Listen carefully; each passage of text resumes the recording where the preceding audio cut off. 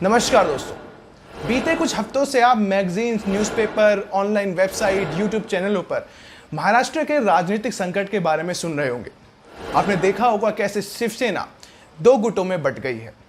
एक गुट है उद्धव ठाकरे का तो दूसरा गुट है एकनाथ शिंदे का, जिनके साथ 35 से ज़्यादा विधायक असम के होटल में रह रहे हैं।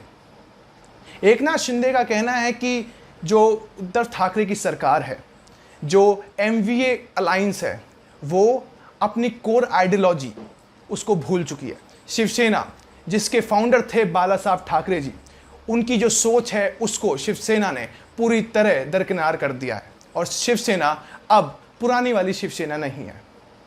बहुत सारे मुद्दों के बारे में एकनाथ शिंदे ने बात करी, लेकिन आज की इस वीडियो में हम बात करेंगे कि क्यों एकनाथ शिंदे ने ऐसा कहा कि शिवसेना अब वो पुरानी शिवसेना नहीं है।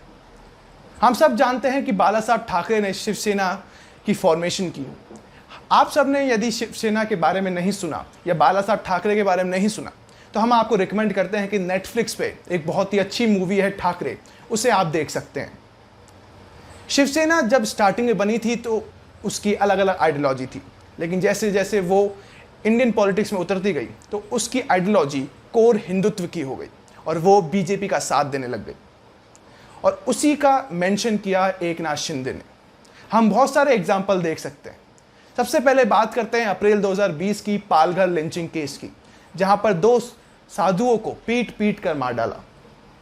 उसके बारे में उद्धव ठाकरे सरकार ने कोई अच्छा निर्णय नहीं लिया और उसमें अभी तक कोई ठोस सबूत नहीं मिले और ना ही जो अक्यूज हैं उनको सजा मिली है। और इसके बारे में बीजेपी लगातार हमलावर है, लेकिन उद्धव ठाकरे सरकार हिंदू योगियों की हत्या के बारे में ज़्यादा नहीं सोच रही है। उसके बाद जो मेन केस आता है वो है औरंगाबाद का। बाला साहब ठाकरे ने कहा था कि औरंगाबाद का नाम संभाजी नगर कहा जाएगा और इसके ऊपर उद्धव ठाकरे ने भी एक बहुत बड़े इंटरव्यू में कहा था कि हम पूरी कोशिश करेंगे कि औरंगाबाद का नाम संभाजी नगर कर दें, लेकिन अभी तक ऐसा नहीं हुआ है। और इसी के चलते पिछले महीने लोकसभा एमपी नवनीत राणा ने यह कहा है कि औरंगाबाद का नाम संभाजी नगर रख दिया जाए। तीसरा मेन मुद्दा था लाउडस्पीकर का।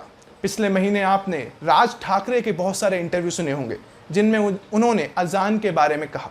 उन्होंने कहा कि लाउडस्पीकर के बारे में कोई भी केस नहीं होता है।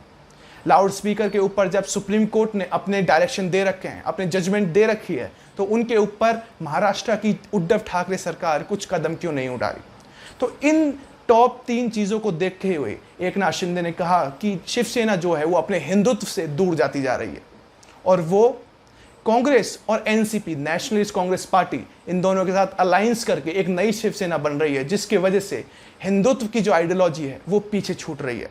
इसलिए एकनाथ शिंदे का कहना है कि वो एमवीए, महाविकास अघाड़ी अलायंस को छोड़कर वापस आएं और बीजेपी के साथ हाथ मिलाकर नई सरकार बनाएं, क्योंकि वो चाहते हैं कि बीजेपी के साथ मिलकर ही शिवसेना उस हिंदुत्व के आइडियोलॉजी को आगे बढ़ा सकती है। और सबसे मेन चीज़ ये है कि 2013 से 2019 के बीच जो पीरियड था उसमें शिवसेना और भाजपा एक साथ अलायंस में सरकार बनाई, लेकिन जब 2019 के बाद इलेक्शन हुए तो लास्ट टाइम पर रिजल्ट होने के बाद उद्धव ठाकरे ने यू टर्न ले लिया और कांग्रेस और नेशनलिस्ट कांग्रेस पार्टी के साथ गठबंधन कर लिया।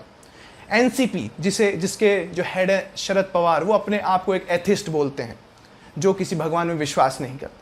कांग्रेस जिसका इतिहास हमें पता है कि वो बहुत सारी चीज़ों पर अपना मत बदल देती है और उसका सबसे बड़ा केस हमें राजीव गांधी के समय का याद आता है, जब उन्होंने सुप्रीम कोर्ट की जजमेंट को पूरी तरह बदल दिया क्योंकि उनको एक पर्टिकुलर कम्युनिटी के वोट चाहिए थे। वैसे ये चीज़ें सब पार्टियां करती हैं, लेकिन इसमें जो कांग्रेस का इतिहास है वो ज़्यादा बुरा है। आप क्या सोचते हैं इसके बारे में भी कमेंट करके ज़रूर बताइएगा। यदि आप चाहते हैं कि हम और इंटरेस्टिंग टॉपिक्स पे वीडियो बनाएं तो हम तक आप अपना मैसेज पहुंचाइए और हमारे चैनल को फॉलो कीजिए और इस वीडियो को ज़्यादा शेयर कीजिए। खुश रहें, स्वस्थ रहें। जय हिंद।